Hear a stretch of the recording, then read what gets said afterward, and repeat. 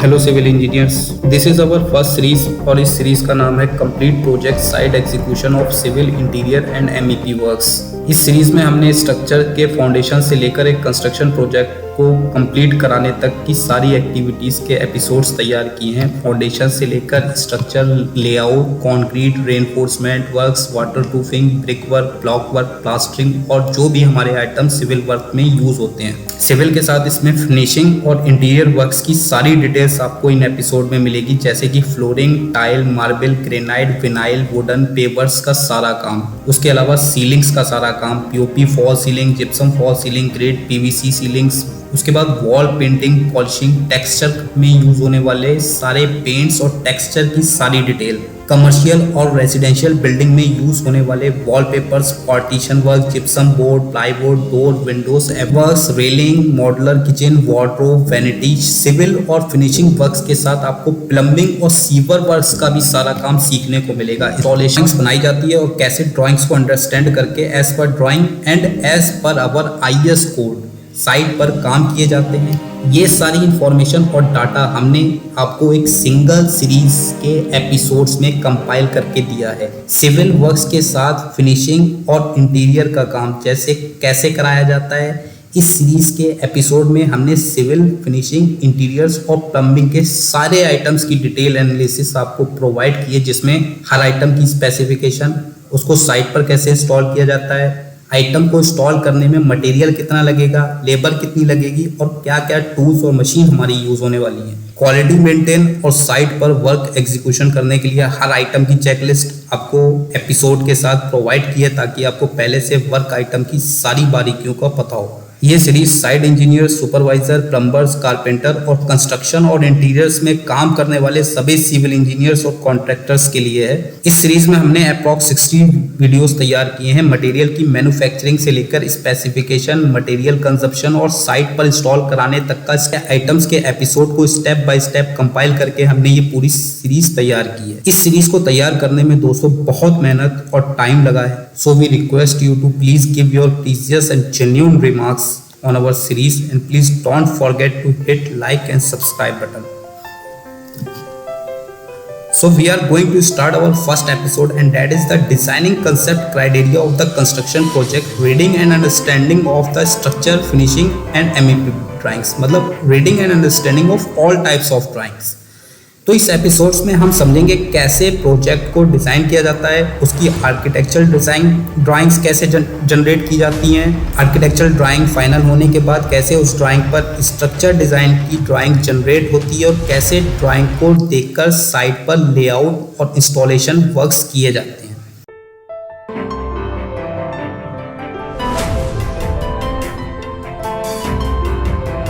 तो इस एपिसोड में हम समझेंगे कि एक बड़े बिल्डिंग कंस्ट्रक्शन प्रोजेक्ट में कितने टाइप्स की ड्राइंग होती है, ड्राइंग्स कैसे जनरेट होती हैं और एज पर ड्राइंग साइट पर काम कैसे कराया जाता है। प्रोजेक्ट का फर्स्ट फेज वहाँ से स्टार्ट होता है जब एक क्लाइंट एक अपनी डिमांड जनरेट करता है कि उसको एक होटल बनाना है और एक लॉन्च बनाना है अपनी एक लैंड पर।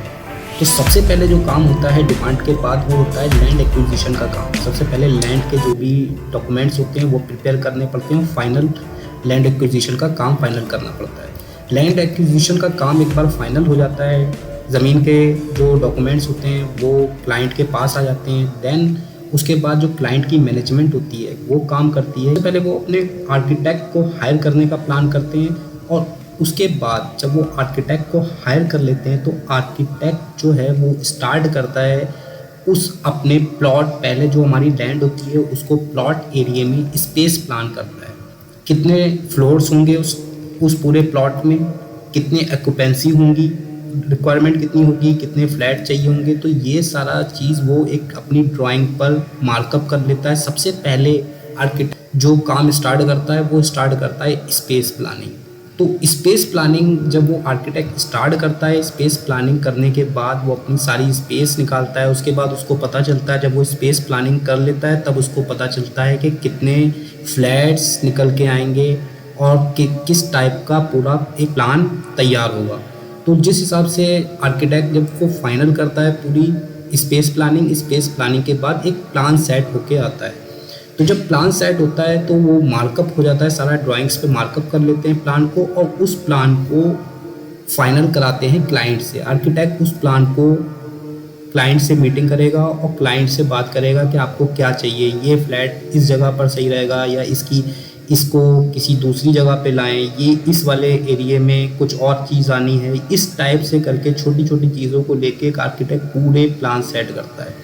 प्लान सेट होने के बाद एक जो रफली पहला प्लान सेट होता है उसके बाद उसमें काफ़ी रिविजन्स होती हैं ऊपर नीचे, और रिविजन्स होने के बाद एक फाइनली एक प्लान सेट होता है जो कि फाइनल होता है, और क्लाइंट और आर्किटेक्ट मिलके दोनों फाइनलाइज करते हैं कि ये हमारा आर्किटेक्ट प्लान रहेगा, ये पूरा प्लान रहेगा हमारी बिल्डिंग का। तो जब आर्किटेक्चरल ड्राइंग हमारी फाइनल हो जाती है, उसका पूरा प्लान फाइनल हो जाता है, तब जो दूसरा काम होता है वो दूसरा काम मैनेजमेंट क्या करती है। मैनेजमेंट एक स्ट्रक्चर कंसल्टेंट को हायर करते हैं और कहते हैं कि हमें स्ट्रक्चर डिज़ाइन चाहिए, किस पर अपने इस आर्किटेक्चर प्लान हमारे पास बना हुआ है और इस आर्किटेक्ट प्लान के ऊपर हमें स्ट्रक्चर डिज़ाइन की आप ड्राइंग्स बना कर दो।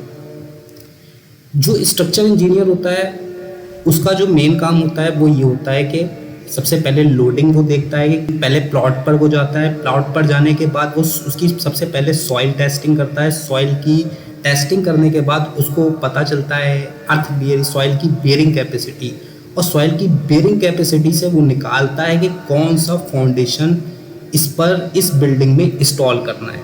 फाउंडेशन एक तो सॉइल की बेयरिंग कैपेसिटी, दूसरा वाटर टेबल, ये दो चीज़ें फैक्टर होती हैं फाउंडेशन का प्लान निकालने में, किस टाइप की फाउंडेशन इंस्टॉल करानी पड़ेगी इस बिल्डिंग के लिए। कई टाइप की फाउंडेशन होती हैं, राफ्ट फाउंडेशन होता है, पाइलिंग फाउंडेशंस होती हैं, आइसोलेटेड फुटिंग्स, कंबाइंड फुटिंग्स, और इस टाइप की काफ़ी फाउंडेशंस होती हैं जो कि सेट होती हैं अर्थ बियरिंग कैपेसिटी पे, लोडिंग पे, वाटर टेबल पे। ऐसे फैक्टर्स होते हैं जिस पे पूरा प्लान टिका होता है कि किस टाइप की फाउंडेशन इस बिल्डिंग में काम करने वाली है। तो एक बार फाउंडेशन प्लान फाइनल हो जाता है, फाउंडेशन का जो स्ट्रक्चर डिज़ाइन होता है वो अपना एक एक्सकेवेशन का और फाउंडेशन का प्लान देता है साइट पर कि ये हमारा फाउंडेशन का प्लान है, और कॉलम की प्लेसमेंट देता है कि कॉलम कहाँ पर कितने डिस्टेंस पर कॉलम रहेंगे। और ये ड्राइंग्स जब फाउंडेशन की ड्राइंग्स जनरेट हो जाती है तो क्या होता है, जैसे ही फाउंडेशन की ड्राइंग्स जनरेट होती हैं उसके बाद जो क्लाइंट होता है वो कॉन्ट्रैक्टर सेट करने के बाद उस कॉन्ट्रैक्टर को ड्राइंग्स पकड़ाता है और कहता है कि इस साइट की इस ड्राइंग के अकॉर्डिंग लेआउट स्टार्ट करो। कॉन्ट्रैक्टर क्या करता है, कॉन्ट्रैक्टर एक सर्वे की टीम को हायर करता है और सर्वे की टीम से बोलता है कि इस पूरी ड्राइंग का आप ये रही आपकी ड्राइंग, और इस ड्राइंग पे आपको एक पूरा लेआउट करना है हमारी साइट का। तो जब एक बार साइट का जब फाउंडेशन ड्राइंग्स मिल जाती हैं उसके बाद हमारा साइट का लेआउट स्टार्ट हो जाता है। लेआउट के लिए आप लेआउट वाला सेक्शन देखो, उसमें हमने बताया कि इस बिल्डिंग को कैसे लेआउट करेंगे। स्टार्टिंग से पहले इसका एनजीएल ले लेंगे, कहाँ पर इसका आरएन मार्क कर लेंगे, उसके बाद बुर्जीज कैसे सेट करेंगे और कैसे पूरी लाइंस को इंटरसेक्ट करते हुए हम एक पूरे कॉलम के प्लेसमेंट को बना लेंगे। एक बार हमारा लेआउट फाइनल हो गया, लेआउट फाइनल होने के बाद जैसे ही हमारा लेआउट फाइनल होगा हमको मार्कअप कर लेना है, सारा टेम्परेरी अपने स्ट्रक्चर्स पे सारे पॉइंट्स अपने रेडी रखना है, और उस पॉइंट को लेकर हमें फाउंडेशन की एक्सकेवेशन स्टार्ट कर देना है। तो इसके लिए एक एक्सकेवेशन की भी ड्राइंग आपको मिलेगी जिसके अकॉर्डिंग आपको सारी एक्सकेवेशन करनी पड़ेगी। अब एक्सकेवेशन करते टाइम टेंडर में देखना पड़ता है, जो अगर कॉन्ट्रैक्टर का इंजीनियर है तो उसको देखना पड़ेगा कितनी एक्सकेवेशन करनी है। अगर उस एक्सकेवेशन में क्लाइंट उसको एक्स्ट्रा स्पेस दे रहा है या नहीं दे रहा है, या पूरी पीसीसी की क्वांटिटी उसको मिलेगी, तो वो एक्सकेवेशन करने से पहले कॉन्ट्रैक्टर का जो इंजीनियर होता है उसको ये ध्यान रखना पड़ता है कि कितनी एक्सकेवेशन उसको मिलने वाली है। उसके बाद पीसीसी एक्सकेवेशन, जैसे ही हमारी एक्सकेवेशन कंप्लीट होती है उसके बाद एक जो हमारी ड्राइंग फाउंडेशन का जो लेआउट प्लान था उसमें हम मार्कअप देख के पूरी ड्राइंग्स को देखकर मेजरमेंट करके सारी ड्राइंग्स का और ग्राउंड पर उसको मार्क कर लेते हैं कि ये हमारी पीसीसी होगी। पीसीसी का सारा एरिया मार्क करने से पहले कॉम्पैक्टर चला के अच्छे से पहले कॉम्पैक्ट कर लेते हैं और उसके बाद अपना 100 mm की पीसीसी पूरे पे जहाँ जहाँ पर हमारी राफ्ट बिछेगी, फुटिंग बिछेगी, जिस जगह पर वहाँ पर हम जो हमारी पीसीसी होती है पीसीसी को प्लेस। नेक्स्ट क्या होता है, नेक्स्ट अब जो स्ट्रक्चर डिजाइन की तरफ, स्ट्रक्चर कंसल्टेंट की तरफ से जो ड्राइंग्स मिली है उसमें आपको एक एक्सकेवेशन प्लान के बाद फाउंडेशन की रेनफोर्समेंट ड्राइंग आपको फाउंडेशन की मिलेगी, कॉलम की होगी, बीम, स्लैब और रेलिंग वॉल्स, राफ्ट, ये सारी आपको रेनफोर्समेंट की ड्राइंग होगी। किस टाइप का डाया, इसमें एक कौन सा डाया लगेगा, स्पेसिंग कितनी होगी, कवर कितना होगा, एंकरेज लेंथ कितनी होगी और इसका वेब का जो एक पूरा वेब बनेगा उसका पैटर्न क्या होगा, ये पूरा रेनफोर्समेंट की ड्राइंग में होता है। हमारा फाउंडेशन का रेनफोर्समेंट ड्राइंग है तो फाउंडेशन की रेनफोर्समेंट ड्राइंग में हमें वेब पैटर्न सबसे पहले देखना पड़ेगा, स्पेसिंग देखनी पड़ेगी, डाया कौन कौन सा कहाँ पर आ रहा है, कवर कितना है और एंकरेज लेनी है। अगर आप बीबीएस एक बार बीबीएस वाला हमारा चैप्टर देखोगे तो उसमें आपको ये बात सारी रेनफोर्समेंट फाउंडेशन से लेके स्लैब तक की सारी रेनफोर्समेंट की कटिंग लेंथ आप बार बेंडर को दे सकते हो। तो जो इंजीनियर्स होते हैं वो क्या करते हैं, सबसे पहले रेनफोर्समेंट की ड्राइंग देखते हैं और रेनफोर्समेंट की ड्राइंग देखने के बाद वो एक कटिंग लेंथ बना देते हैं बार बेंडर। अब बार बेंडर को पूरी कटिंग लेंथ मिल जाती है कि ये 20 का सरिया 4 मीटर काटना है, 10 का सरिया 5 मीटर काटना है, तो वो कुछ नहीं करता है, वो सारी ये पूरा अपने शीट लेता है और शीट के अकॉर्डिंग पे सारे सरिये काटने के बाद जो अगली टीम होती है वो क्या करती है, वो उस सारे सरियों को ले जाकर सबसे पहले अपने जो पीसीसी हमने कर दिए उस पीसीसी वाले वेब पर जाके पूरे सरियों के जो हमारी रेनफोर्समेंट होती है उसकी लेंथ डालते हैं और उसका पूरा एक वेब बना। तो डाया के अकॉर्डिंग और ड्राइंग के अकॉर्डिंग हम सारा चेक करते हैं कौन सा डाया कहाँ पर है, स्पेसिंग तो गलत नहीं हो गई और इसमें हमारा डाया की जो एंकरेज लेंथ वो सेम है, वेब का जो पैटर्न है वो सेम है, कवर आगे पीछे तो नहीं है, कवर ओके है। एक बार ये सारी चीजें ओके हो जाती हैं उसके बाद हम शटरिंग कर देते हैं। शटरिंग की भी काफी जगह पे शटरिंग की ड्राइंग दी जाती है और काफी जगह पे नहीं। जहाँ पर दी जाती है वहां पर शटरिंग की ड्राइंग डिटेल में दी जाती है, कितने लैग्स लगने हैं, प्लेट कहाँ पर लगनी है, जो सपोर्ट्स हैं वो कहाँ पर लगनी है, ये सारा शटरिंग ड्राइंग। उसके बाद फाउंडेशन का जो हमें प्लान मिला है उस प्लान के अकॉर्डिंग सारी डायमेंशन मार्क करने के बाद हम कंक्रीट करा लें। जो आप जगह देख रहे हो इस सारी जगह पे कंक्रीट हो जाती है।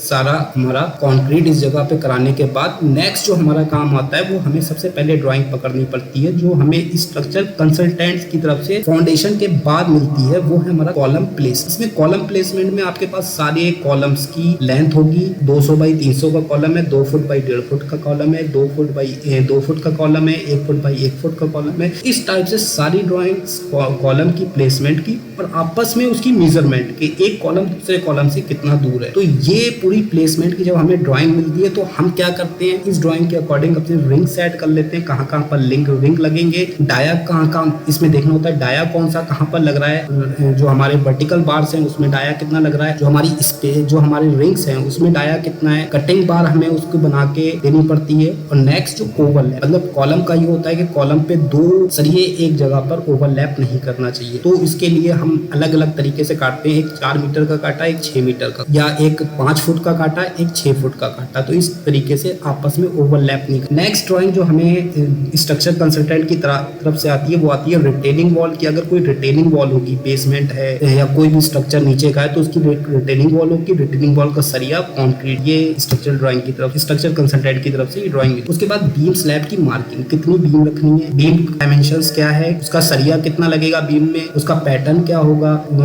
लॉन्गिट्यूडनल स्टील्स कितने हैं, आपस में स्पेसिंग कितनी है, जो रिंग्स लगेंगे वो रिंग्स कितने, ये पूरा बीम और स्लैब स्ट्रक्चर में ये ड्राइंग में सारा गिवन होता है। तो एक बार स्लैब, उसी तरीके से कॉलम का प्लेसमेंट होता है, सेकंड कॉलम का प्लेसमेंट, फ्लोर मार्किंग ड्राइंग होती है, प्लिंथ प्रोटेक्शन ड्राइंग होती है, brick work, door window, machine की फिटिंग की ड्राइंग होती है, लिफ्ट की ड्राइंग होती है। सिविल ड्राइंग्स के बारे में जाना। नाउ अब हम अपना ब्रिक वर्क और फिनिशिंग की ड्राइंग्स के बारे में जानेंगे। तो इस ड्राइंग के अकॉर्डिंग हम अपना ब्रिक वर्क कराएंगे जैसे प्लान में दे रखा होगा।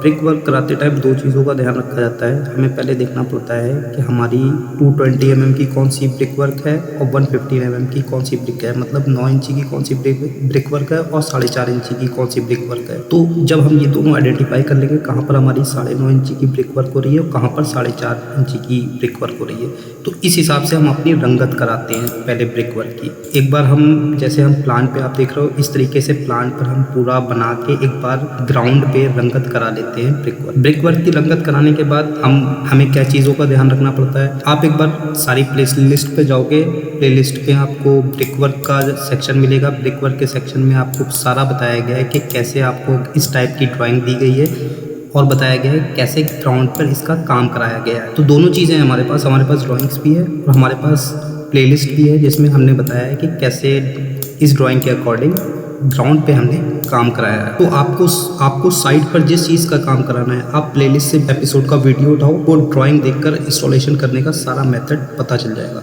तो इस तरह से जो भी काम हम साइट पर कराते हैं उसकी एक पर्टिकुलर ड्राइंग होती है। Civil, finishing, interior, plumbing, sewer, किसी भी चीज़ को होम डेकोर कराएंगे अंदर तो उसकी भी एक पर्टिकुलर ड्राइंग होती है।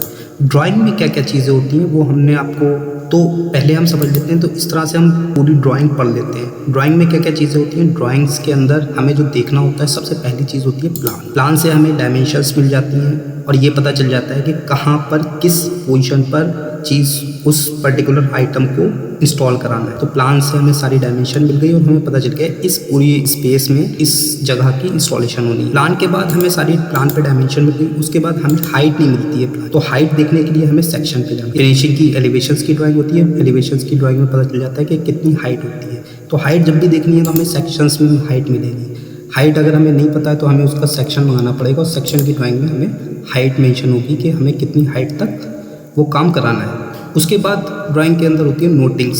साइड में ये जो आप देख रहे हो डिटेल, कोई भी स्ट्रक्चर है या कोई भी आइटम है उसकी ड्राइंग में उसकी एक नोटिंग होगी कि इसकी थिकनेस कितनी है, इसकी स्पेसिफिकेशन क्या है, कौन कौन से आइटम बीच में इन्वॉल्व हैं इसके। तो इस टाइप की ये जो भी चीज़ होती है सेक्शंस की ड्राइंग में। नोटिंग में आपको ग्रेड, किस ग्रेड की कंक्रीट यूज़ होगी, कौन सी स्पेसिफिकेशन है इस आइटम की, कितनी थिकनेस है, तो ये आपको सारी चीज़ें नोटिंग में आपको मिल जाएंगी। तो इस तरीके से हम अपना पूरा ड्राइंग पे, जैसे आपने समझा, हम पहले ड्राइंग देखते हैं, पहले प्लान देखते हैं, सेक्शन देखते हैं और नोटिंग्स अपनी देखते हैं कि क्या क्या चीज़ें दे रखी हैं। तो इस तरीके से हम अपना पूरा इंस्टॉलेशन कराते हैं। सबसे पहले साइट पर फाउंडेशन प्लान की ड्राइंग जनरेट होती है जिससे कॉन्ट्रैक्टर लेआउट प्रोसेस स्टार्ट करता है। लेआउट फाइनल और चेक होने के बाद एक्सकेवेशन की प्लान से हम एक्सकेवेशन और अपना अर्थवर्क का काम करते हैं। उसके बाद फाउंडेशन रेनफोर्समेंट ड्राइंग से रेनफोर्समेंट कटिंग और लेइंग डायग्राम बनाकर साइट पर फाउंडेशन रेनफोर्समेंट का काम करते हैं। कॉलम शेड्यूल लेआउट ड्राइंग से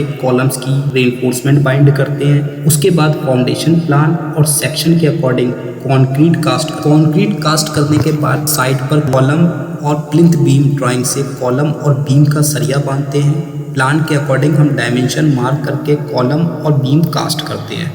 सेम उसी तरह से फ्लोर की स्ट्रक्चर ड्राइंग से हम बीम और स्लैब का सरिया बांधते हैं। हाइट देखकर शटरिंग की बेस प्लेट का लेवल सेट करके शटरिंग कराते हैं और रेनफोर्समेंट प्लेस करने के बाद कंक्रीट से कास्ट कर देते हैं। कंक्रीट और स्टील का ग्रेड नोटिंग में दिया होता है, कितना ओवरलैप करना है, क्लियर कवर कितना होगा, ये सब स्ट्रक्चर ड्राइंग में मेंशन होता है। फ्लोर कास्ट होने के बाद हम ब्रिक वर्क या ब्लॉक वर्क कराते हैं अपने आर्किटेक्चरल प्लान लेआउट ड्राइंग से। तो इसी तरह से हमारे सिविल के बाकी काम एज पर ड्राइंग कराए जाते हैं। अगर आप हमारे प्रीमियम मेंबर हैं और आपके पास अपने प्रोजेक्ट की ड्राइंग है तो आप हमें सेंड कर सकते हैं। हम आपको वीडियो कॉन्फ्रेंस में लेकर आपकी साइट पर कैसे इंस्टॉल करना है और आपकी ड्राइंग्स में क्या क्या डिटेल है और कितनी क्वांटिटीज़ यूज़ होने वाली है, ये सब हम आपको एक फोल्डर में कंपाइल करके सेंड कर देंगे। सेम इसी तरह से फिनिशिंग और इंटीरियर्स की ड्राइंग इशू होती है और नेक्स्ट चैप्टर में हम समझने वाले हैं कि इंटीरियर्स और प्लम्बिंग की कितनी ड्राइंग्स होती हैं और उसको कैसे रीड करके इंस्टॉलेशन कराते हैं। ये कंस्ट्रक्शन प्रोजेक्ट में यूज़ होने वाली सारी ड्राइंग्स की डिटेल है। एग्जीक्यूशन के एपिसोड्स में हमने एक साइट में ड्राइंग रखी है और एक साइट पर काम होते दिखाया गया है। Quantities, material, machine, skill worker की सारी डिटेल हमने आपको PDF और एडिटेबल फॉर्मेट्स में प्रोवाइड किए जिससे आपको सारी डिटेल गहराई से समझ में आएगी। 100 करोड़ के इस प्रोजेक्ट में आपको मार्केट के मोस्ट आइटम की डिटेलिंग पता चलेगी। पूरे प्रोजेक्ट के इनिशियल स्टेज से फाइनल कराने तक के सारे वर्किंग एपिसोड इस सीरीज़ में हमने आपको प्रोवाइड किए हैं।